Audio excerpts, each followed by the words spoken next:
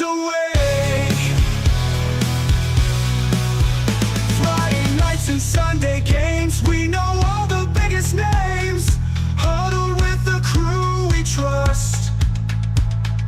Football feeds the fire in us. Fans alive, we unite under the stadium lights. Every team, every score, we always hunger for more.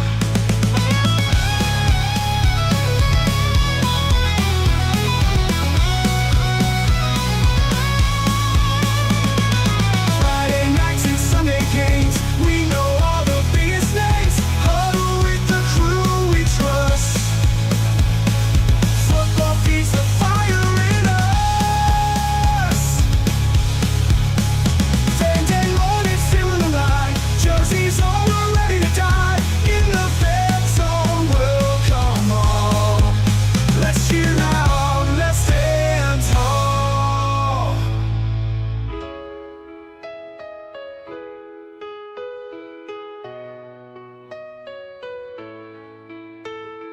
Back and forth the stories fly.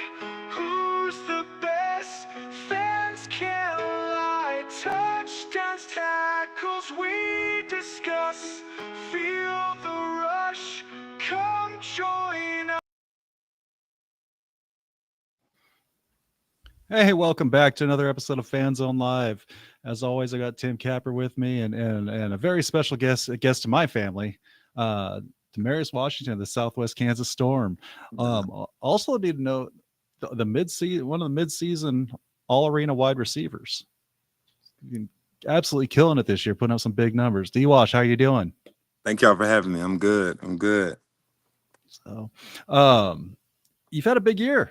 Like, you know, you did well last year, but this year you're kind of blowing the numbers away from what we're seeing. What's the big change from Salina to Southwest Kansas? Where are we at? I mean, we're still in Kansas, so we're gonna first state that part. But other than that, I mean, just around similar coaching group, but to me, a good coaching group, man, where they allow me to be me and allow me to help the younger guys as well. So it's a big change. It's a big change, but still in Kansas. Right. Well, Yes. and you know, I'm jumping into this. I'm super familiar with you. I've known you for years. For those that haven't known you, I know you just got a chance to meet Tim for the first time tonight. Tell us about you. Where you been? Where'd you come from? You're a journeyman. You've been a little everywhere. Fill us in on your journey. Oh, I've been everywhere, but I'm from Dallas, Texas, born and raised. Man, jumped in an arena game back in the CPIFL. So it was, I think one of the first teams was in Salina Bombers, if I'm not mistaken. That was the first team, right along with Dwayne Autry and everyone, but one of the first teams I actually started playing on as a rookie. And from there, I've been IFL, AL, NFL. I played a little bit of CFL, not really a big fan of the overseas waters, but NAL, I did that a little bit last year before I went back to the F1 or the AFL, but F1 now. So I've been many states. So I've been had my fair share of hopping around states as far as playing the arena ball. And you've got a brother that was second round pick. Yeah, second round, I think maybe first or second pick. WR Washington played with the Arizona Cardinals, top 100 linebacker. Don't really brag on him a lot, but yeah, if you know me, you have at least seen him or heard of him. So yes. That's a nice little family lineage going on there. I mean, it just runs. They say it runs in the family, but we're just happy to do what we love to do and get paid for it. So Tim, how have you been? It's been a week. It's been a week. It's been a week. Yeah. It's been a week, but I you know, the one thing I love about Dee's journey is that, you know, we were talking off air before the show, and it's just that, you know, Dee, you just to be seen to be such a given dude, because as you mentioned, it's for you, it's about if you can, just give a fan that little bit of time to know that they have met, talked to a player, gotten a signature, or an autograph, or just been able to, maybe toss a ball back and forth with you, that Yes, means the most to you. And I think that's so cool because, the indoor game and the arena game is built really is for that. I mean, there are very few yes, leagues, I think, that allow players to do that. I know the CFL is one of them also too that allow that is closer to how the arena game is and stuff like that when it comes to fan interaction and stuff like that. And I agree. and I mean, you see some guys, D, where it's all about them. They just do it just to do it because they're being forced to do it and stuff like that. But you don't seem to be that type of guy. You've always seemed to really embrace the communities wherever you go. I mean, Yes. why in particular is D Washington that way? Uh, I'm pretty sure like similar stories, around the world, and many different players come from many different backgrounds, but just my upbringing, it was pretty tough, but I don't dwell on that as what I can make of it now. And so instead of me trying to focus on this, that, and the third, I really just focus on how I can achieve my goals day by day. And one of my goals is, if I didn't know you, now I just met you. If I can put a smile on your face, that warms my heart. So my goal, if you ever see me around, I'm probably going to be the first one to speak to you, especially if we're out just in the community. I'm just one of those type of guys. I preach to that with the younger rookies we have. Don't be afraid to speak first. Not everyone is your family, but also, you know, you don't want to be looked at any certain way. So most time, if you speak first, that'll warm the next person heart up. Yeah, Well, it, and it's no. Go ahead, Scott. I was going to say, we've got, we talked a little bit about this, was last week with Tyler, that, the NIL deals, getting that brand, creating who you are, and where, getting that brand out there to everybody. Seems like Yes. that's the way of the future, especially when you're talking about the indoor game where salaries aren't that high, where No, you do struggle a little bit. So, but I would say, but connections are. mhm. Salaries might not be high for all arena player, whether you're one of the top guys or the lowest guys. But if we're just focusing financially, then like we're missing a God given goal that, God gave us. You know what I'm saying? We're here to entertain the fans. The fans is what really pays us. So why not give them the show? It's not just football. The interaction, the hand slap, the smile, the ball tossed back and forth for that 2 seconds. Them kids embrace that a lot. You know what I'm saying? And that makes me feel good. Whether we're winning or losing, you always see me try not to miss a fan hand or try not to miss a signature, because that's something they can carry on.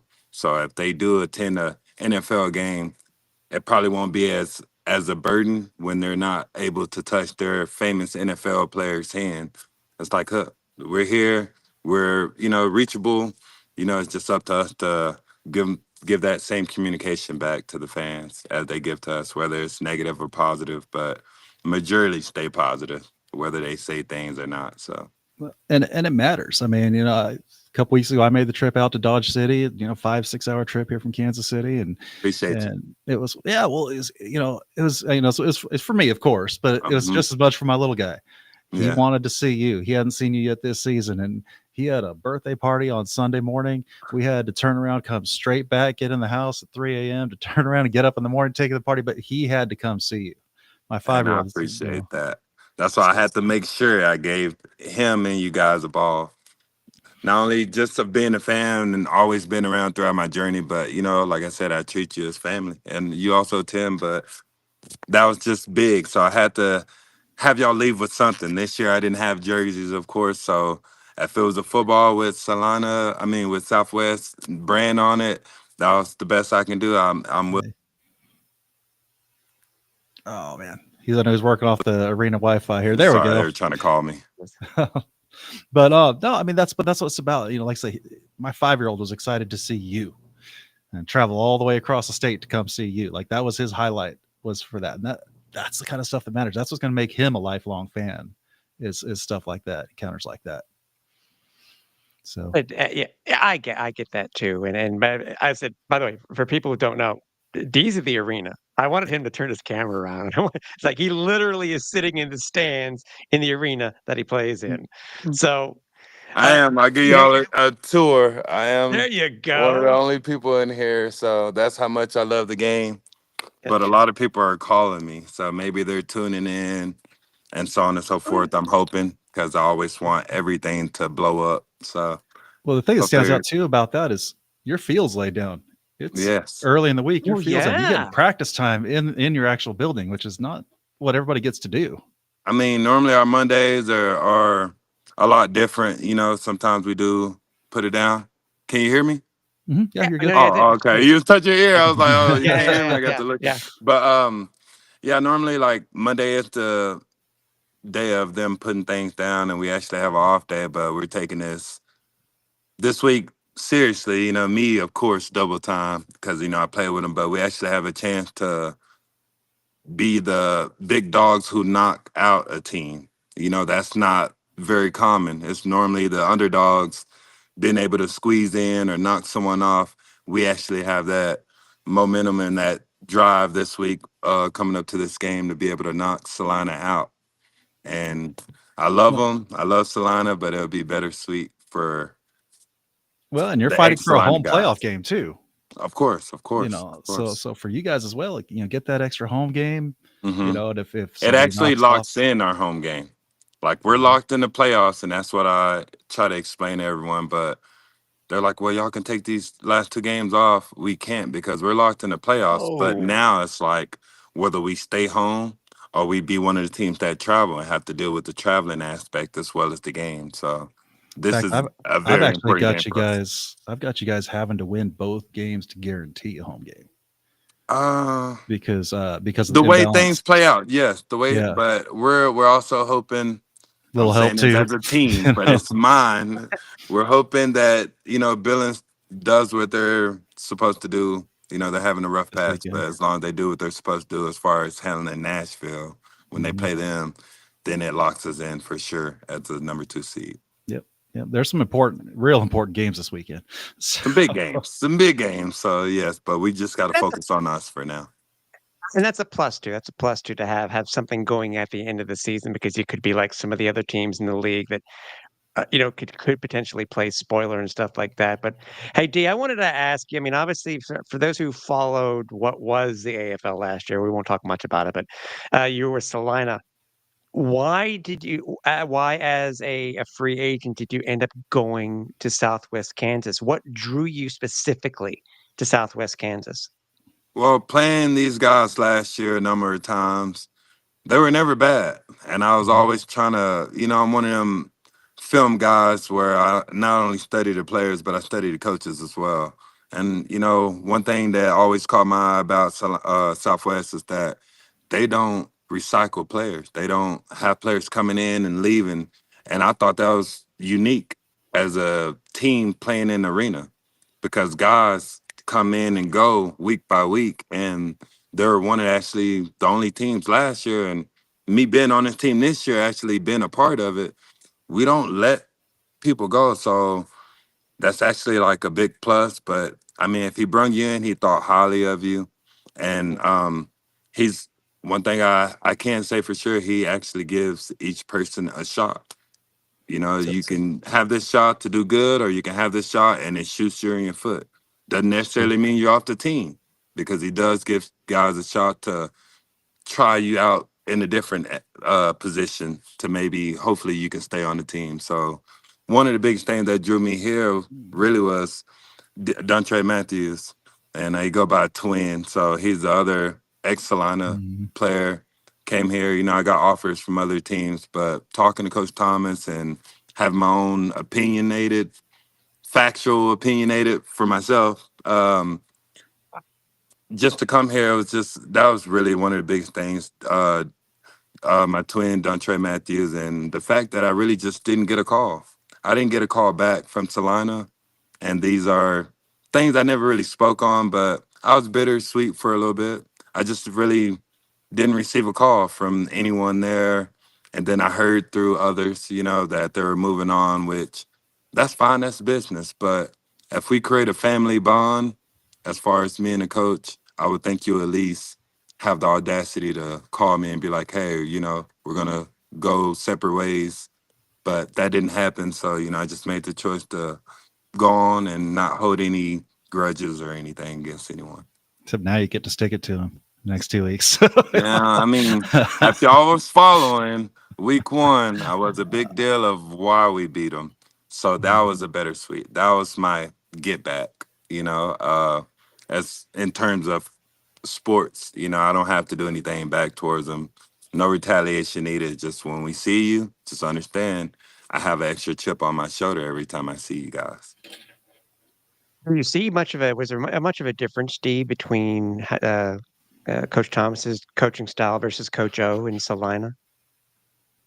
It's a lot of similarities, but it is a big stepping stool in multiple ways. Like I said, we don't release guys. Coach O, they come in weekly and goes weekly. But as far as just both of them individually, I would say like Coach Thomas is a more players coach than Haran O'Neal. I would say that. So like he allowed the guys to come in and be professionals, not micromanage you, not, oh well, you're not over here at this time. Like he allows you to be a professional. And that's like Yeah. the shortest and bittersweet way of putting it. He allows you to be a professional. It's up to you to make him micromanage you.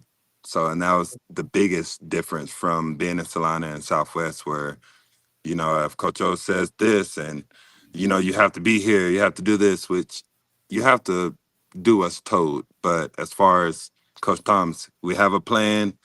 You look at this plan, you know where to be. He's not going to go, hold your hand and go pick you up or call you 15 times or something you have to Mhm. do. Yes. Well, that's where I think being a veteran, that's a lot more comfortable. Yeah, Maybe as a yeah. I mean, rookie, for you need a me, little more it's structure. yeah. But I mean, he allows me also to help guide the newcomers and the new guys here, whether they just got brung in or been here the whole time with us. He'll allow me to help them, like help him coach them, because a coach can only tell you stuff in a coach's form, but when you're playing with your brothers, it's like So we had many talks where it's like, I mean, maybe you can get through to him, as a player. So, and a lot of times that helps. And for a coach to even be willing to do that, that's just a blessing as well. Did you happen to notice, obviously last year, and you've had such a large pedigree when it comes to indoor and arena football. Obviously, last year with it was in the AFL and the what I deemed at the time, D, were indoor teams getting used to the arena game. And did you find that, especially this year, that Coach Thomas, it seems to be that he really has embraced the arena game himself, even though he really had an indoor pedigree. Do you find that that's been the case there in Southwest Kansas? I think that's what woke us up when I was in Salina, because we were trying the new style or the old style. Mhm. And when we played Coach Thomas, it kind of shocked O'Neal. And he was like, you know what?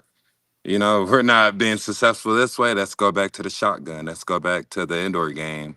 And I mean, here, of course, you have your critics and everyone telling you this not going to work, that's not going to work. Just go back old style. But we always got that old saying, if it ain't broke, don't fix it. Yeah, it doesn't Mhm. look as pretty as everything, but when it works, you have more people now. So now more so than the beginning of the year, which now they're on our bandwagon, like, oh yeah, indoor, you can do this, you can do that. But at the beginning, it's like, they're Xing us out and so on and so forth. So it's good to reopen everyone's eyes and know we can bring our style uh to the arena game. And it also seemed too that the teams are embracing the kicking game too, because as you know, the nets are a huge part of the arena game itself, and it's just a matter of your team has gotten better, and obviously Mhm. with your quarterback, your QB1, Jalen's made a huge name for himself, obviously this year in the league too. I mean, had a chance to potentially go back to the UFL, had a potential chance to go to I think it was go to Canada for and try it with the Argos, but you guys still have him under center. Tell me how important is it that you have Jalen as your quarterback? I mean, it's important not just for us to have Jalen, but each and every guy we have. Like I said, we don't get rid of guys, and we don't bring in a lot of guys. So each guy in each position is very well needed. But to have our main starting QB1 back, and for the week or so where we're like up in the air, me and Coach Tom did talk about potential quarterbacks coming in, and right when we start to look at this one guy or, a couple guys, we got a call back from Jalen. And that was just a well of relief. But we do have like a special returner, I would say, that came back this week from last year's team.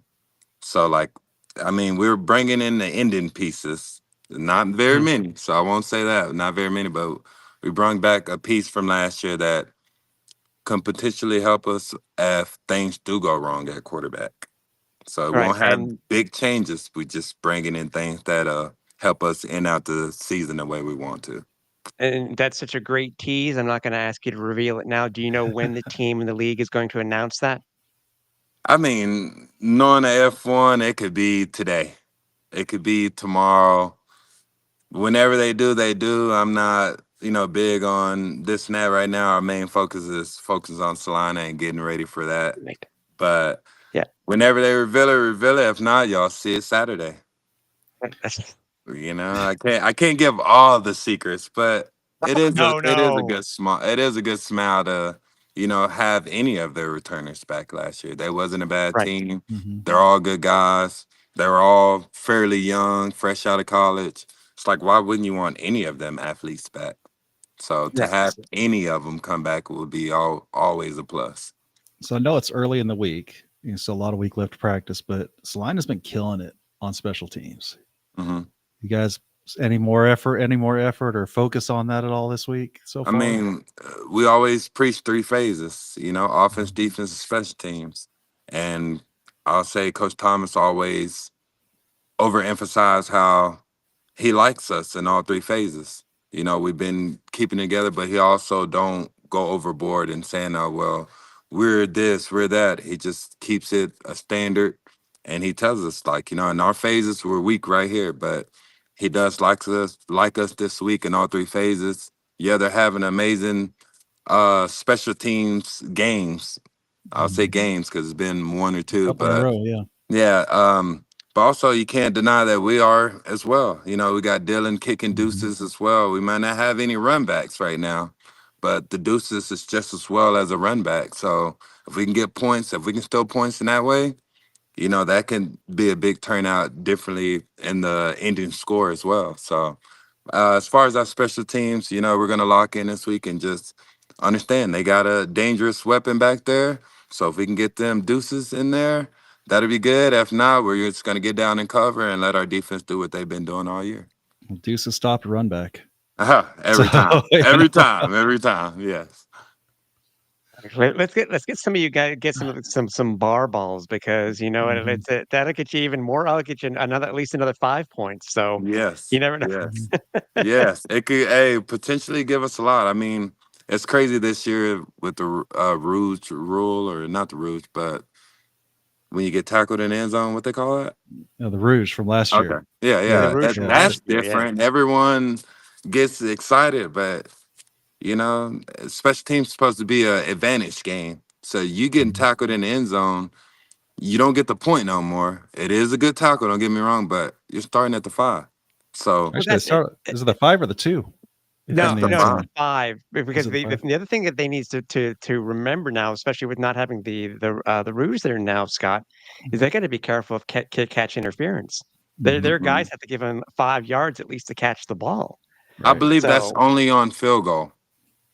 I believe that's only. It's not on kickoff. usually that makes sense. Yeah. It's Yeah, that only on makes field sense. goal, and they brung that out on us because I believe Mike Lawson got a flag for that, or Dontre Matthews maybe, but one of our guys hit them when they were filling in. They were like, "Well, it's a flag," and they got an extra 10 yards. Didn't break the outcome, but we Mm. learning as we go. Every week is something added or maybe subtracted, and that's the scary part. I mean, it's hard to get 5 yards for the ball by the time it hits the ground off a kickoff anyway. So I mean, Yeah, that'd be pretty impressive to get down there that fast. that's true. I mean, we So, got a ceiling in here, so if you're kicking it that high, so it should right. hit something up there. Yes. What let's talk about, because obviously now, even with last year, D, you're now part of the Arena Football family. Hmm. You'll always be a part of the Arena Football family, and Appreciate that. you're now within that very special group of players who have played this game that has been going on for almost 40 years. Yes. Mhm. What has stood out to you the most in your arena football career, or even if it's your indoor career? Well, what has stood out to you the most, whether it be um, from a fan base to an arena you really, really hate, to a coaching staff that really stood out to you the most, or well, what's one of the things that really has made an impression on you being a part of being a player playing arena football? I will always have to say, I've been on so many different teams, but what's always going to stand out to me is really the fans. The kids. Like I said, this is the main reason of why I play this game, is to put smiles on kids' faces. It sucks this year we can't give the balls out, because that was a big thing. That Mhm. would bring in so many more, kids and parents and so on and so forth. But to be able to go interact with them. Like I said, like I was one of those kids, and as much as people don't know, that high five or that hug, that, you know, 2 seconds of talking just to let them know they are seen and they are appreciated. I always tell the fans, thank you for being here. We appreciate that. But those moments right there makes it bittersweet for me. It makes me want to go out to be able to tell a fan or a kid, hey, I'm about to go score. And then go score and run right Mhm. back in front of them and dance with them. Like, as much as it helps that kid and everybody like, oh, D Wash, that helps me. That makes me want to go do it again the next drive. So a lot of people always ask, even coach, like, why you keep talking to him? Well, I just told that fan I was about to go score. So when you see me run back to one section, that somebody in that group, I just said I was going to do what I did. So I wanted to always go celebrate with those fans. So speaking of, what's your favorite celebration? Because you've had quite a few of them over the years. If you ask any other teammates, they're going to tell you they'll never know. It's like a game day thing, but I used to love the little my Salina dance a lot, but this year I haven't really did it. So you've taken I don't know. cheerleader pom poms. I saw you pull out the popcorn again Popcorn, last week. that was like I said, I talked to a fan and he was like, hey, you want some popcorn? I was like, nah, but I'm gonna go score right here and then give it to me when I score. So that's why you see me running down like, which one was it? And he pulled out the popcorn. I'm like, yeah.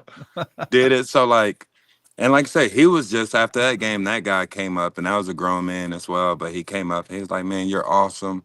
Thank you for just treating the kids right. It's that is what I would like to hear every time I'm done with a game, whether it's win or loss. We're in Billings, and that's the only good thing I can say as far as outside of winning. But like their fans was just so intact with me that they were telling our coaches and everything like, hey, zero is just genuine. And like that was one of the first things Coach Thomas said to me when I came in from signing their autographs out there for their team and their fans. That he was like, hey man, they just wanted me to let you know that you're hands down a great player and the way you handle the mean fans and the kids. And I was just like, thanks. Like to me, that's cool to hear and everything, but this is why we do it. So I expect stuff like that to be said about me because this is why I go out and play this game. I got to ask, because Scott and I have talked about this before. Southwest Kansas has some pretty badass uniforms, especially Mhm. those, what is it, the purple and the lime green jerseys, man. Mhm. It's I mean, do you have a favorite? Or is it for you, it's like, don't matter. Got the bolt on my helmet and I'm You all good. know, I guess when we first started seeing, I was like, "Ooh, I like the black," and then we lost, and I was like, maybe it's because we didn't have the names on the back." But I really like all three different jerseys. Like, I just like to be able to be versatile with it. So, like, I don't have one favorite jersey. We got one guy who does chapel for us, who pray for us, and he's like, "Hey, I'm undefeated when I do chapel." So, like, I really don't have no favorite jersey. hey, whatever we're playing in, when it's time to go, it's time to go. So I wouldn't say I like all three of our jerseys. Yeah. I think it's funny, by the way, as you're saying that, it's like kind of hated one once you lost. I've heard some players can be superstitious. D, are you superstitious? No, that was just told to me. Oh, we were all in there like, oh, what jersey you want? And I'm like, I don't care. D, you got to pick. I don't care. Don't pick black because we lost in those. I'm like, well, there you go, purple. I don't know, like So I wouldn't say me. I'm just very aware. So I Mhm. wouldn't say superstitious, but I'm very aware of what's going on in my surroundings and around me. Yes. So what about the fans that aren't the friendly fans, the hostile environment fans? Oh, I kill them. I love them. I love them. You know what I'm saying? I love them to the extent where it's hard to be disrespectful to me. It's hard to hate me by the end of the game. It starts off that way, and I expect every fan in your home arena to, yell and like you're saying they're intoxicated, some of them. So it's like I can't have the lip contest back with you, but I can throw you a heart. So anytime y'all see me in the game and I'm throwing a heart up to them fans that are right there, that doesn't necessarily mean they're saying nice things to me. That's just my response back. And 9 times out of 10, by the end of that game, I've threw so many hearts at them that they come talk to me after the game, like, "Hey man, I didn't really mean any of that." I understand. Like I'm a vet in the game and I understand what it is now, but you'll rarely catch me saying anything back. I just like to kill them with the heart. So So anytime you see me you've do the seen me heart, at games over the years, so oh, no. like I said, I keep from going back and forth with a fan. I'll just, if it gets real disrespectful, I'll kind of come in closer, unbuckle my helmet, and be like, "Really, in front of the kids?" And that's a Mhm. lot of times what stopped those parents. And they'll come back and tell me, "Oh, well, don't take it to heart." I'm like, "Look, I didn't take it to heart. I just changed your perspective. Like you're doing that in front of your kids and other people's kids. If I respond back, what does that make me look like?" Mhm. So when I tell them now, "Oh, you're gonna say that in front of those kids? Come on." And now that makes them wake up like, okay, let me come back to life. Just keep it football wise. I don't mind you chanting anything at me football wise, but when you go to other things, that's where it's like, I don't want to interact with you. I'm just gonna throw you a heart and keep going. But you do have those fans who are intoxicated and say anything out their mouth, but I don't hold anything to them. No. There's some fan bases that are just known for that in general. Just Well, Albany, they gave us one good yell when we had a good run last year, and we were doing good up to halftime last year with Solana, and they got on the internet and said a bunch of good things about me. But I was going back and forth with them, not badly, but like I'll go score or do something good, and I come over there like, "Yeah, look at the scoreboard, look at the scoreboard." They did get the last laugh though, but it was just at the end of the game, I went up to you, I thank each and every one of y'all, good game. And that was just something they don't see on a daily basis where win, lose, or draw, I still come and commend you, Thank you for being here. Thank you for the crap talk. See y'all again next year, if we make it. So we're in good route to go down there and do something with them, but we're going to worry about Salina this week. It's two. I was Next Doing about, all I was right. about to 1 week say. at a time. 1 week at a time. I know, I know. The We get goal, to I the know. next week after. The goal is Yes. to go 1-0. The guy, I get it. The goal is to go 1-0 every week. But Yes. speaking, and we talk about these back-to-back games, and I know the schedule this year has been a little, especially for Modified. players, it's been a little challenging. But when you're able to end the season like this, or the regular season like this, with rivalry games, and all three of us know when it comes to the rivalry games that we've loved when we've grown up. Whether Yes. it be in pro football, whether it be NCAA or whatever. Yes. What how was it how does it feel to be able to end this season and what seems to be, to be at 2 weeks before the end of the regular season, D, but yet most of these games for the rest of the league these next 2 weeks are gonna mean a hell of a lot. Mhm. No game is gonna mean nothing. Yes, yes. And your question again? I wish I had one. I totally forgot. Like, Well, cause you kind of yeah, asked, but you answered it all. I Yeah, mean, well, yeah, no. no Well, game is taken lightly for the next 2 weeks, whether we need a team to win or lose, or whether we have to win and lose, which we need to win.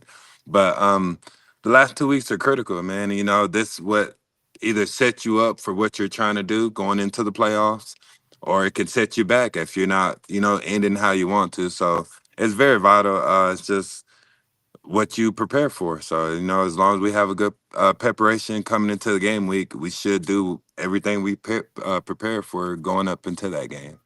The nice thing is probably Just the easiest travel out of the Oh, entire that's league. that's This always great. yeah. That's one thing our coach Thomas did tell us. Like, it's not like travel is going to kill them, but to or the you. extent it will, because they come in the day of the game.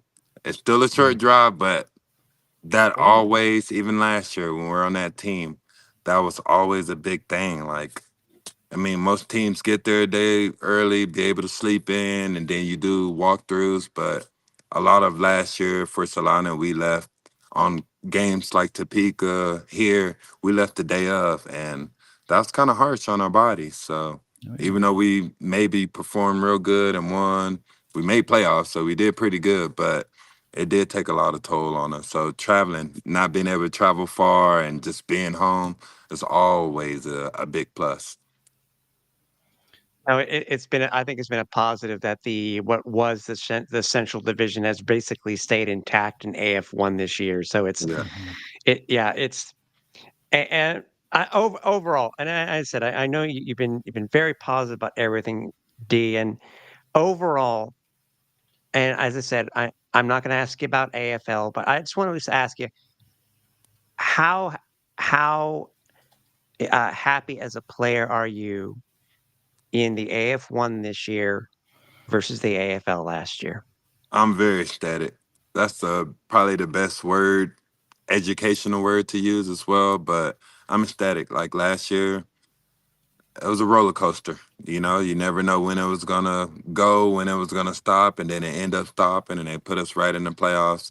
This year, like I said, even going through the adversity we have with teams dropping and finances, things we can't worry about as players, but for them to not sweep them under the rug, handle it up front, make comments and post about it to let the fans and everybody know what they're doing to better fix it.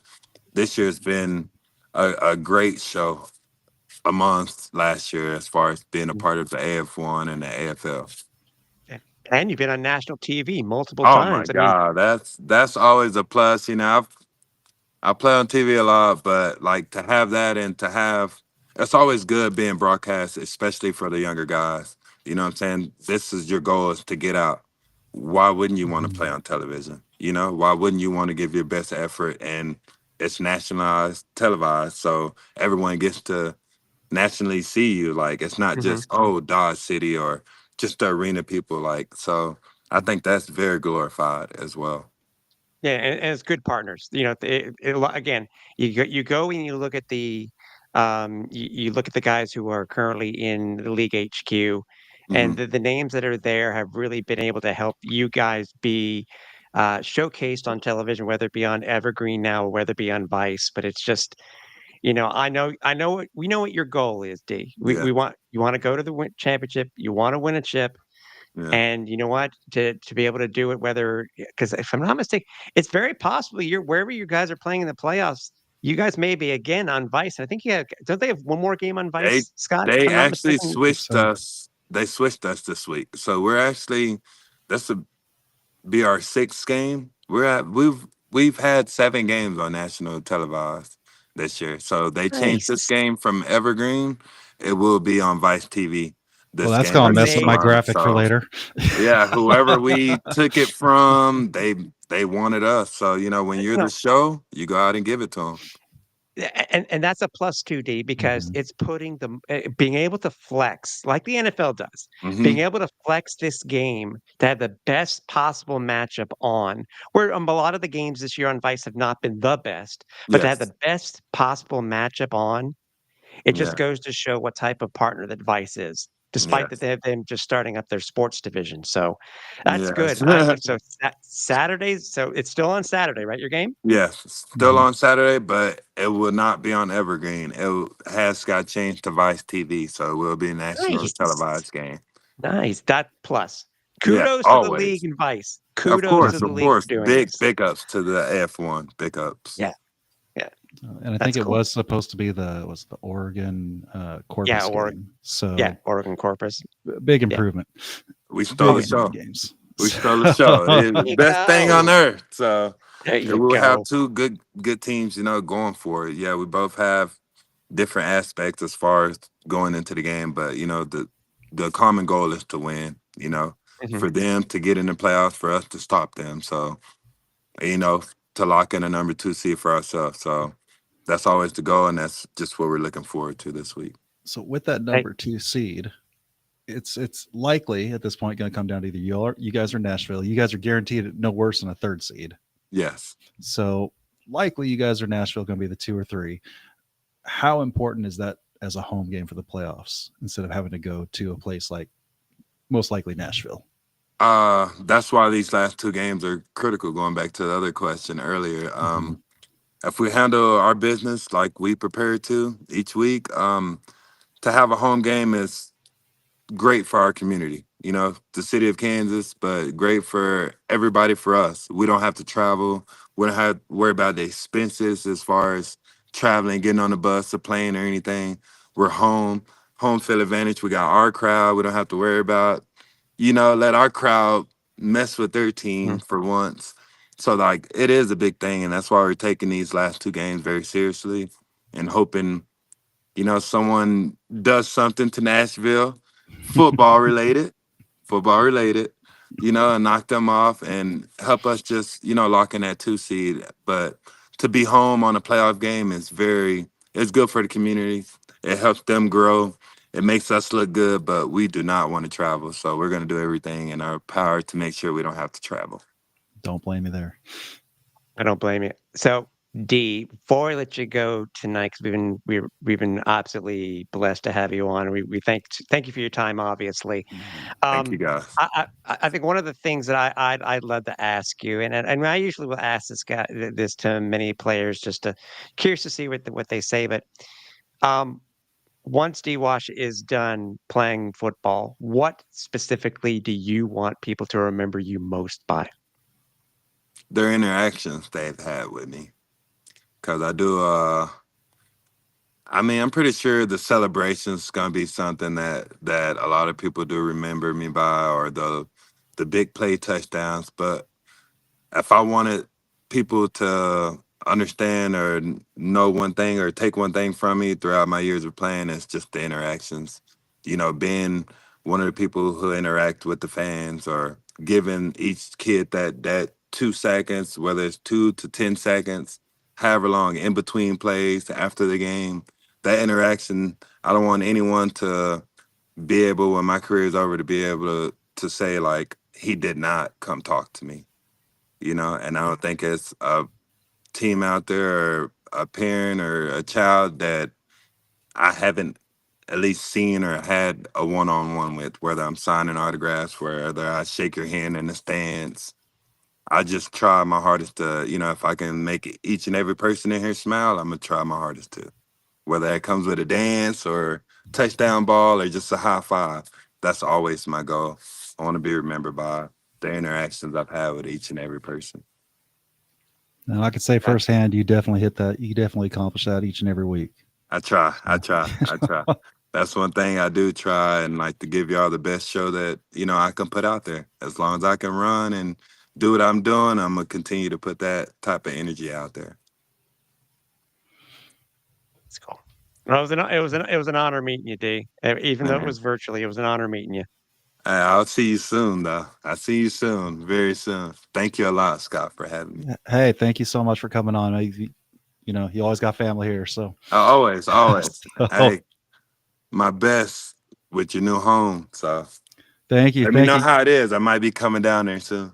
Hey, we got room. We'll get you covered. Yeah, thank y'all All for right. having me. Thanks again. I'll talk with you soon. All right. Y'all have a good one. All right, take care. Greg nailed it. He's There are genuine. there's some special guys in. I mean, there are special guys across sports, but I just the amount of time that I've been around, it just seems that the game brings out the best in these guys. Mhm. No matter what they're being paid, even when you go back to the days of the guys being paid six figures and stuff like that, they were still held accountable for what they did.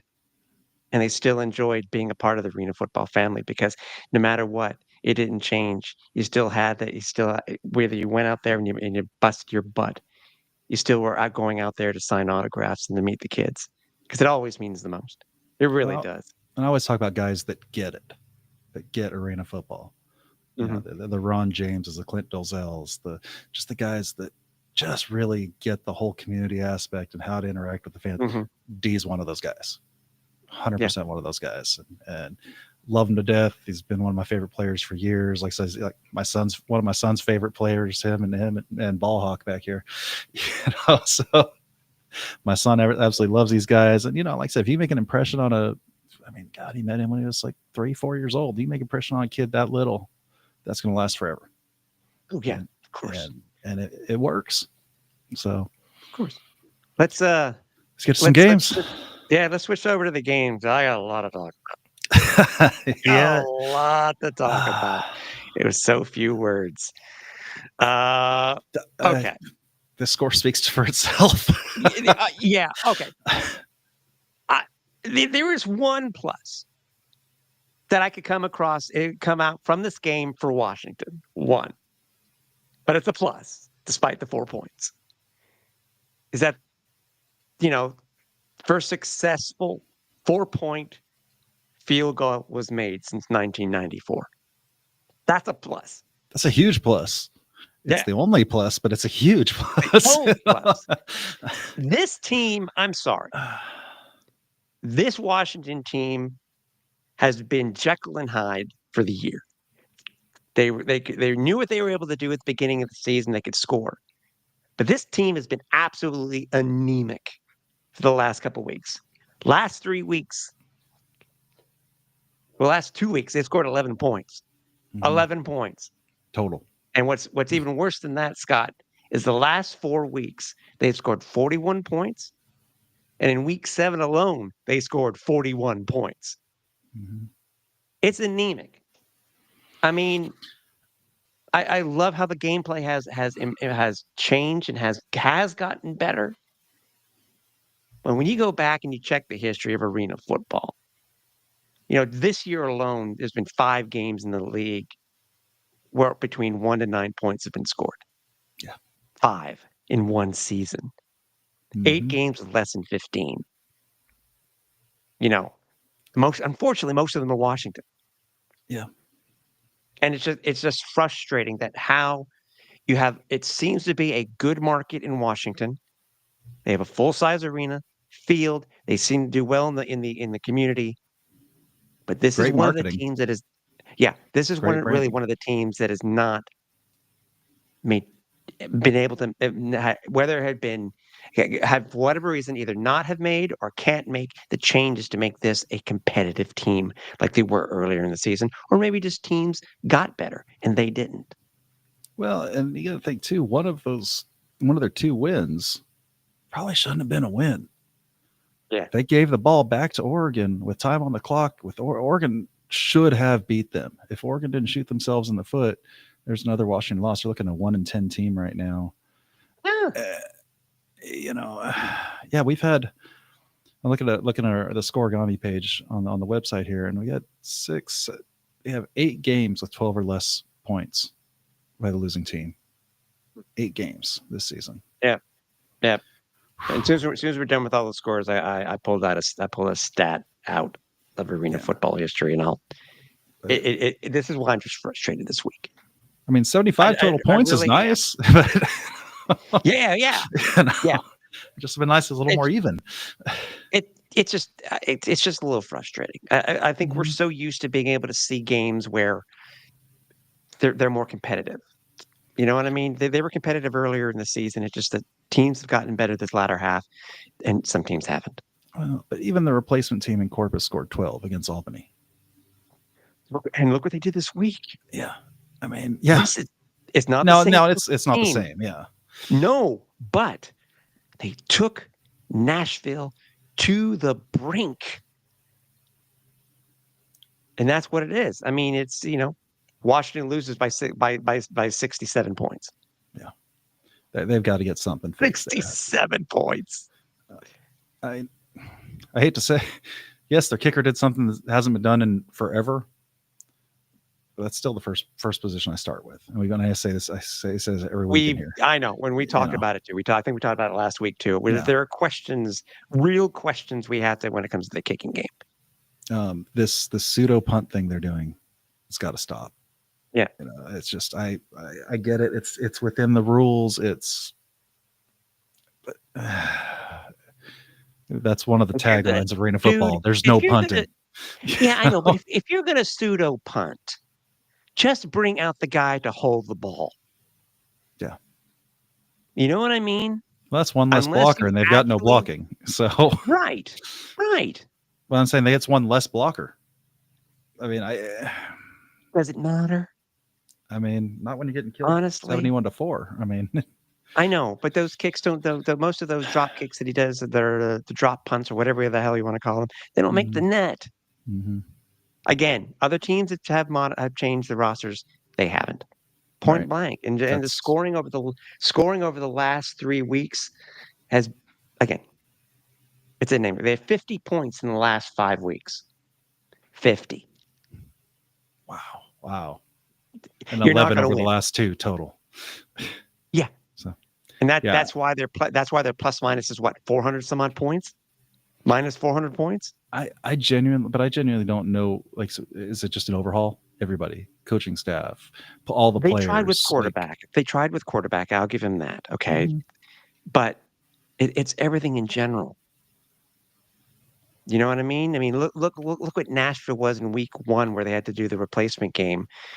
Because what happened with Orlando, they were still in preseason. But look at what this team is now. Right. Look what Salina's been able to do. So Salina picked up a good quarterback. Southwest Kansas has basically kept their roster together.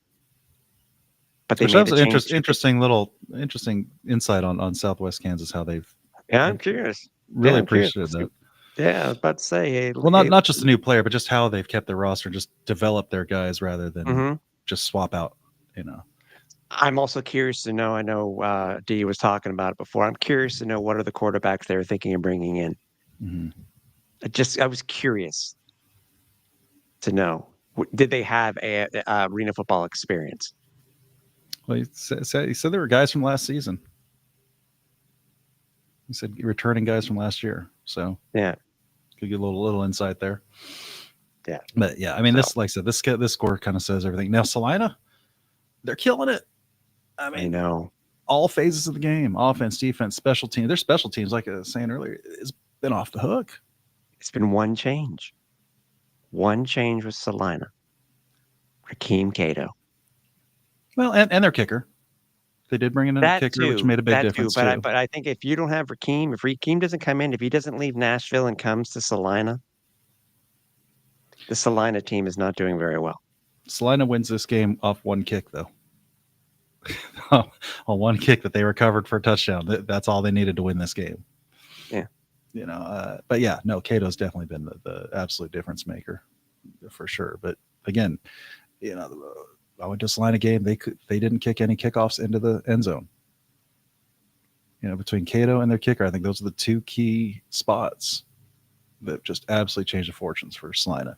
And many teams, as they're learning, they're trying to get a squad built like the Albany Firebirds, but trying to have guys that may not necessarily be making the same amount as they do in Albany, but a good team nonetheless that have guys who have experience and can use their tools to play the game properly. And that's what Salina's done. And Salina's in control of their own destiny. They don't get past, if they can beat Dodge City both games, they don't get past Dodge City in the rankings. But they win both these last 2 games. They're in the playoffs, and Dodge City's in the playoffs. Yeah, again, and plus to the league for flexing this game. Oh yeah, I can't wait to see this one. Yeah. So Yeah. uh, I think next up, what did Kate? I real quick, I was going to see what pull did stats. Cato do this week? Just out of curiosity for anybody who's wondering. Yeah, Cato. I'm Oh, getting wrong there. team. Wrong team.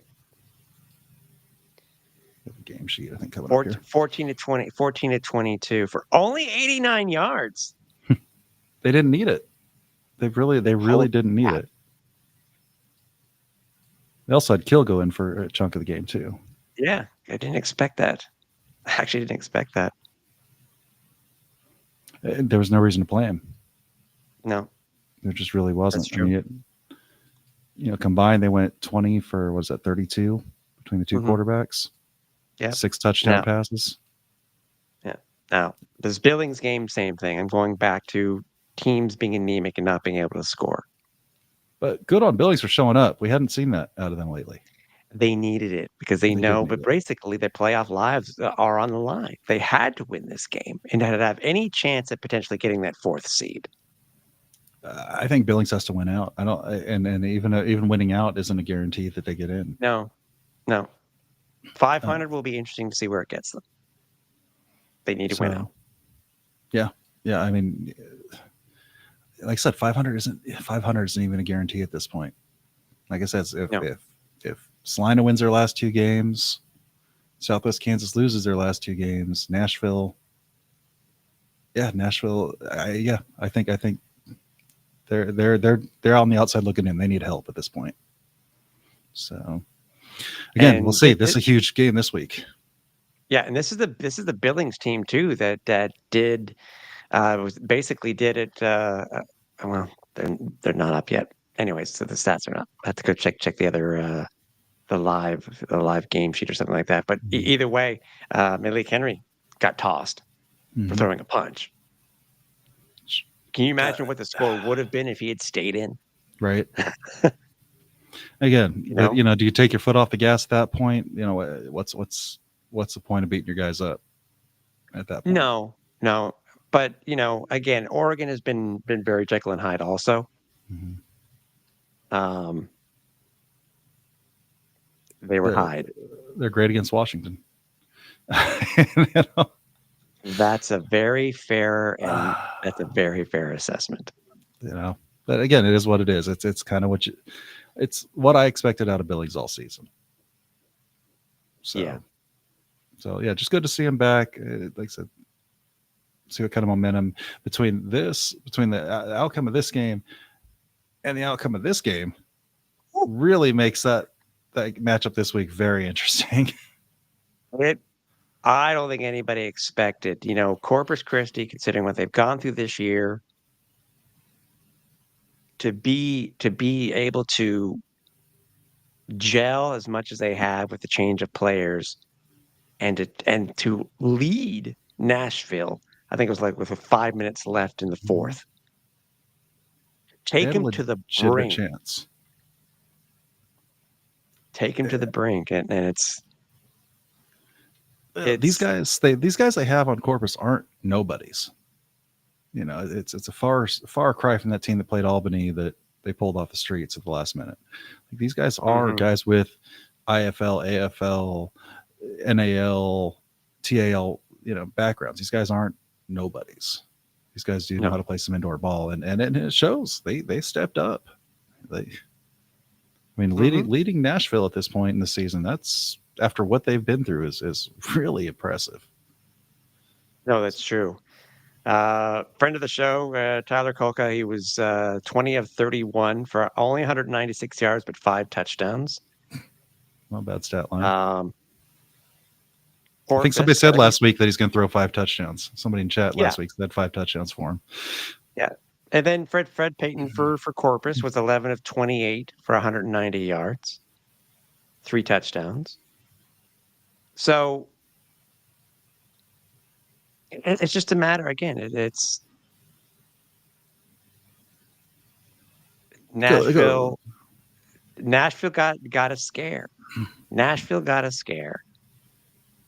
Nashville got a scare, and Billings got some confidence. And we'll see what happens coming up this week. Now, to my rant this week. I have to go back and what I sent you in chat, so I can make sure that I get this right.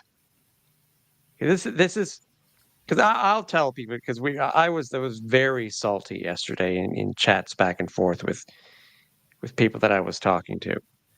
But this to me this is that goes to my frustration too about the scores and stuff like that. So the average margin of victory this week, Scott, was 44.8 points on average. That's with that close game. It would have been even worse if that other game had been played or was a blowout. If this had been what we thought it was going to be.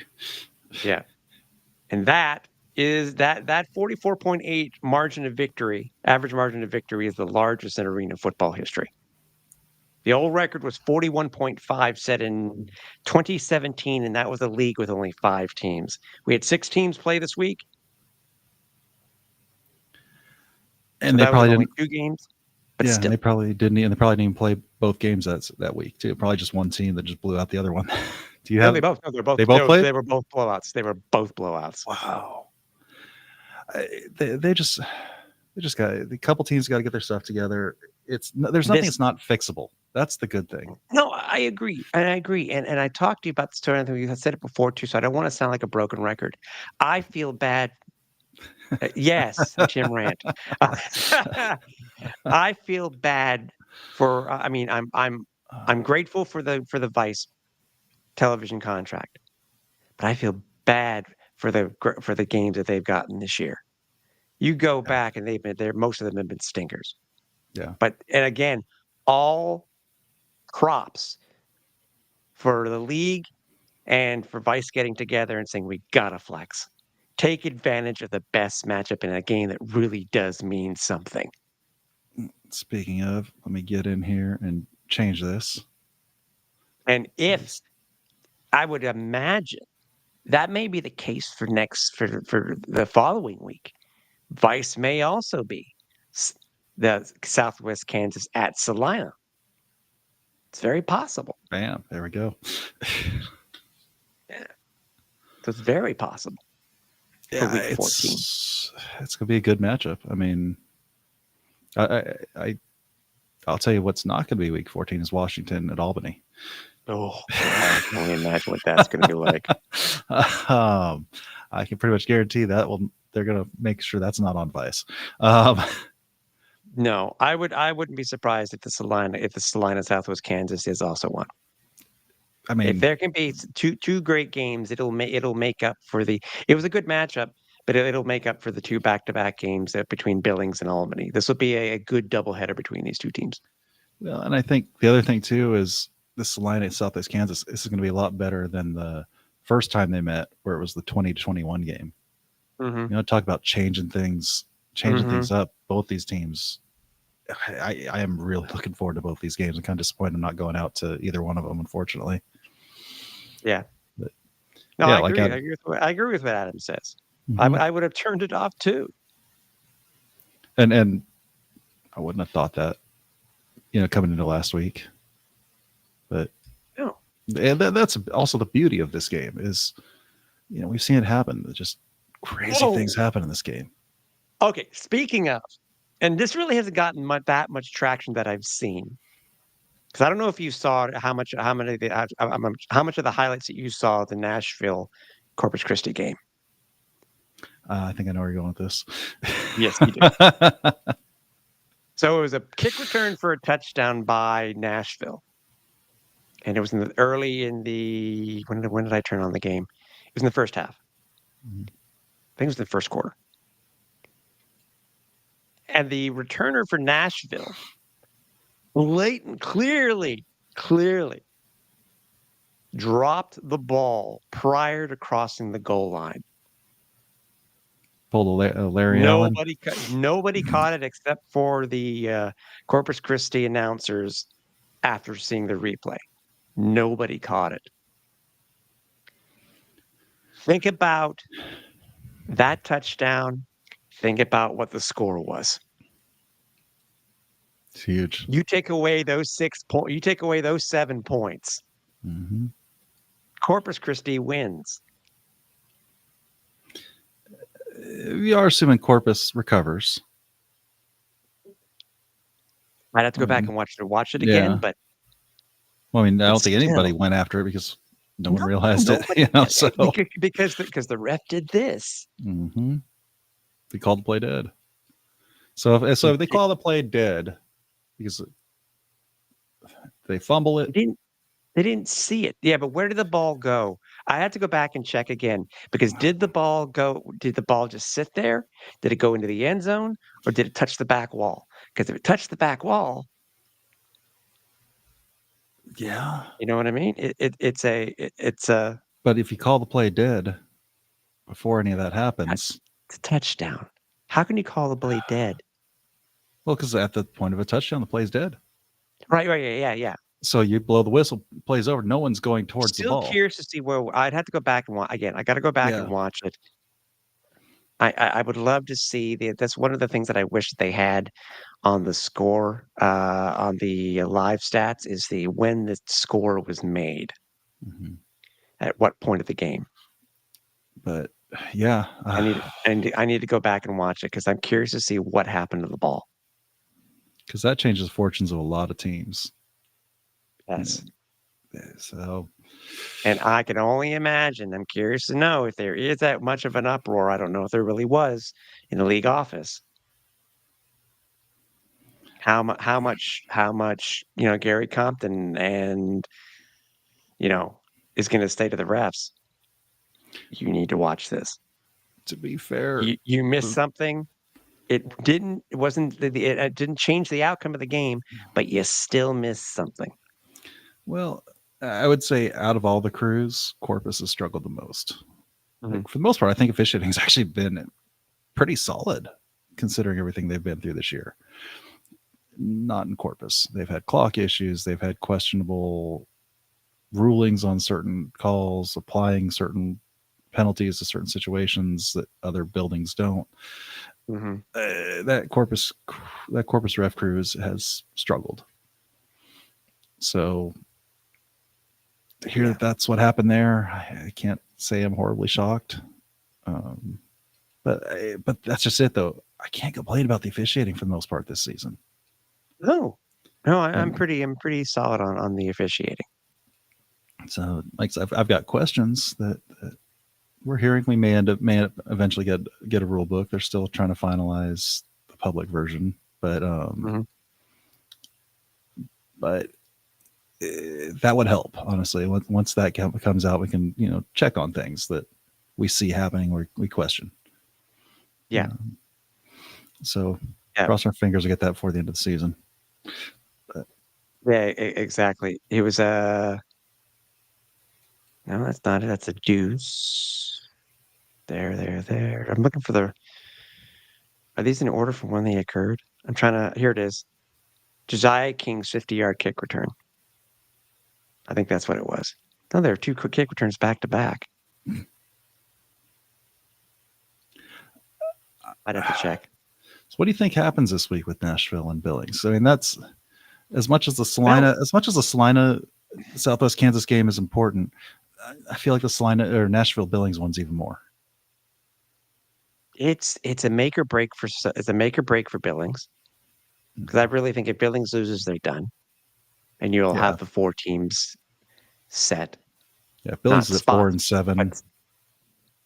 I don't think Billings gets into the playoffs with a losing record. I think there's a way. I don't think it happens, but I think there's a way.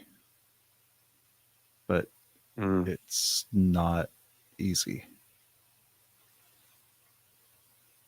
So I think it would take Salina losing twice to Southwest Kansas. If Salina goes 0-2 in the last 2 weeks, I think Billings can jump them with 1 loss. I don't know. 6. Yeah. That would put Salina at 5. If they lose them both, it put them at 4-7. And Billings could be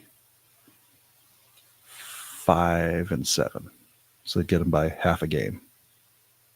Yeah. So, yeah, the like I said, the uneven schedule makes math very, very interesting this year. Yeah. It Speaking looks of like it was 10, 12 of the first quarter, I think. It was Rebor with the yeah, I'll have return. to replay that, see where that ball ended up. So with this, I went through and put together playoff scenarios. This, from what I can tell, is accurate. I could be wrong. Call me out on it if it's not, but I think I've got the situations all set out here, and hopefully I got it spelled right this week. Yeah, Albany. We know Albany's set number one. There's nothing they can do to lose that. They're just So- going for arena football history in 1 week. Yep. So they go undefeated 10-0. Southwest Kansas home game, or they're going to the team that gets ahead of them. Nashville, if they win a game, they should be in. If they win both games, they've got a chance at hosting, depending on what the Storm do. And the Nashville game's in Clarksville, right? And that's week 14. It's in Clarksville. Oh, it's in week 14. Okay. So Mhm. they're on the road. They're on the road. Yes. They're in Billings this week, which again, Oh, that's right. Monday night football. it's going to be a big one.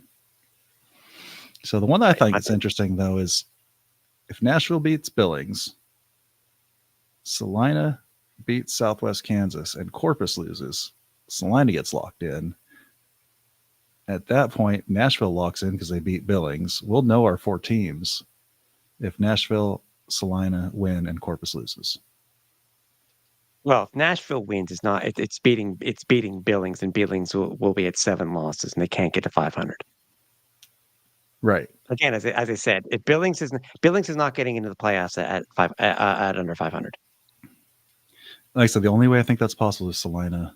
Salina loses both, and Billings goes 1-1.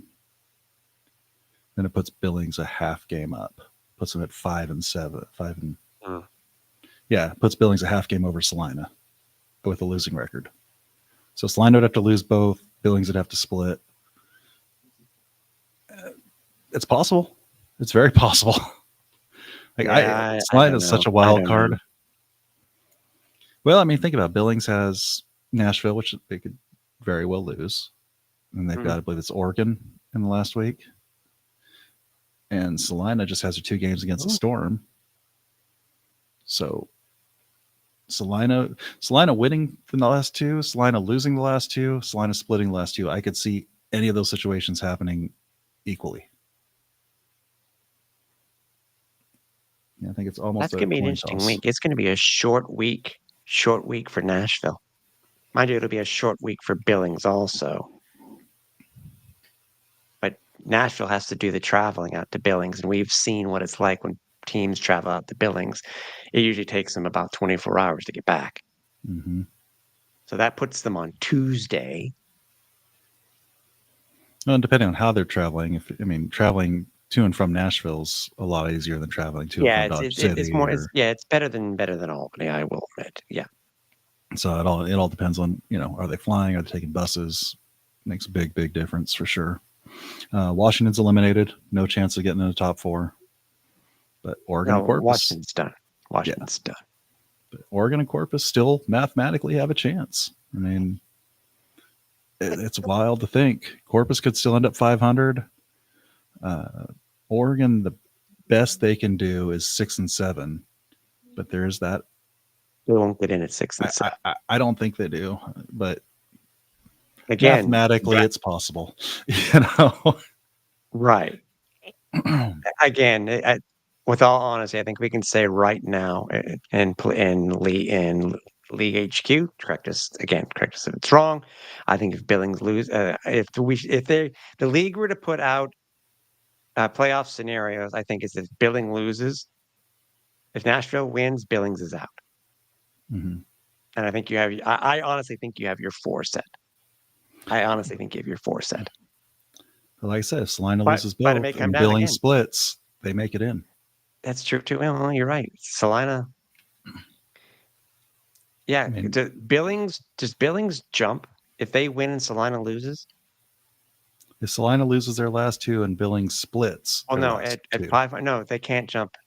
No, they could. they can because They there's a would be 1 game 5 and 6. difference. Billings would be 5 and 6. Salina would be 4 and 6. By half a game, they'd get in So over Salina. yeah, so right now, if Salina loses, Billings wins, they will jump into 4. Yeah. Nashville would be still at 5 and 4. I think Nashville's a lock. Yeah, in Nashville, if they win one of their last 2 games, they're a lock. So they got to either beat Billings or beat Corpus. They're absolutely locked in. And So, Nashville finishing at 500. Can anybody beat them at a 4 seed? Billings can match them at 500, which then And they'd have the tiebreaker over because they beat if they Nashville beat at them that this point. week, yeah. Salina would be over 500, Southwest Kansas and Albany. So there's a chance. That's why they need that one more win. I think if Nashville wins, they clinch. I think they clinch 3. Yeah.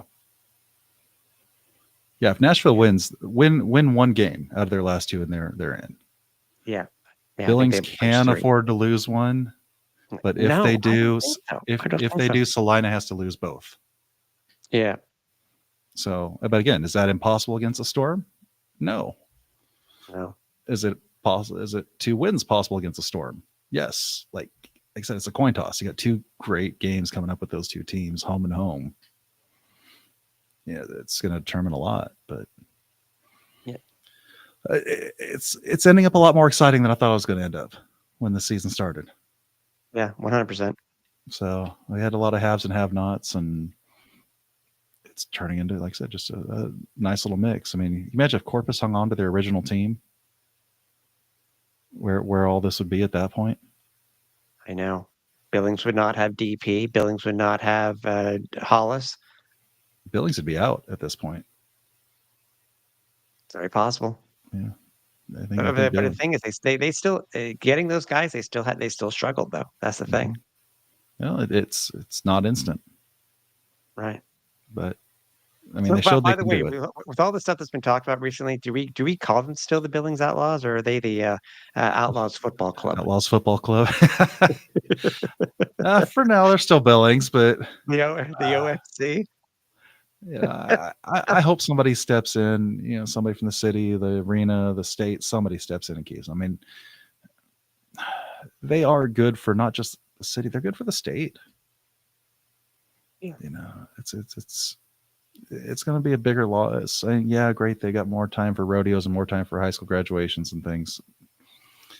That's great, but I don't know. I feel like they're a good brand. They've got good people running it. It'd be a shame if they lose that team. Right. But I will admit,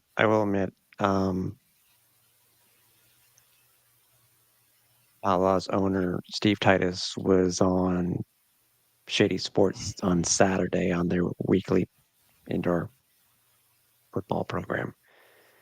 Interesting comments. Some very interesting comments. I went and read it. Went and listened to it. Steve was a little coy on a couple of things, more so than he is with us. and that's hard for him. I know he it was like interesting. Some of the questions were very interesting, and some of the answers were even more interesting. So yeah, definitely check out our friends over there at Shady. Yeah, they do a lot of good work. Saturday. They cover a little bit of everything. It was on Saturday, and it was like I think 20 minutes in to the show. Okay. Our Saturday morning show. Yeah. But yeah, definitely check out their stuff. Indoor Football Weekly or something like that, or whatever it's called. So yeah, lots to look forward to this weekend. Yes. Vice Flex. That's beautiful. Yes. Yeah. Tune in. Find us on Evergreen now. Find us on YouTube. Find us on the Fan Zone website. Facebook. We're pretty much everywhere. But yeah, definitely hit us up on Evergreen now. It's we say this all the time. It's awesome that we actually get to get our stuff uploaded there. It's usually uploaded the day after this goes live. So just great partners for us, great partners for the league. I love having that as an option. But yeah, definitely check us out there. Check out the replays of the games. The Vice games get put up on there after they've had their time on Vice. After they've cleared their contractually obligated hurdle. So we got some good stuff going on this week. And I wasn't looking forward to last week's games. I wasn't looking forward to that lineup. But this one, yeah. Because honestly, I think all three of these games have the potential to be absolute bangers. Yeah. And Monday Night Football's a rare thing too. 3 straight days, 3 straight games. Can't complain. Yeah. You don't have to double up. You don't have to pick which game you're going to watch. You get to watch them all. So no complaints here. So Tim, I know you got a busy night. We gotta drop a little bit earlier than we usually do. Yeah, but you know what? It's let the fans lead wanting more, because it's, I'm sure there could be other stuff that we wanted to talk about, but I think first and foremost, it's getting D-Wash on here tonight was a treat, and I think that's all that it's about. It's about the players. Some guys go longer than others, and I think it went pretty well. Honestly, I could have had D on here for another hour. Just a good dude. Lots of history. Lots of experience. The guy's pretty much seen and done everything in this game. But man, it's been great as always. Like, I always appreciate you and everything you put into this. Oh, it's fun. We're lining up hopefully some good stuff for next week. Interesting stuff. Yes, maybe to get some answers on some certain things that we've been curious to know about. But no promises yet, but we're working on it. Yeah. Stay tuned. That's all we gotta say. Stay tuned. As always, we'll do this again next week. I'll have my nice, plain, boring background again next week. Eventually get moved into the new place and hopefully get that decorated up pretty quick. But yeah, thanks as always. Thanks for everybody coming in. Thanks to D-Wash. Good luck this weekend. And man, tune into those games. It's gonna be just like I said, they're all gonna be bangers this week. It's gonna be fun. Yes, sir. So all right. Thanks again, everyone. And until next week, see you then. Touchdowns, tackles we discuss.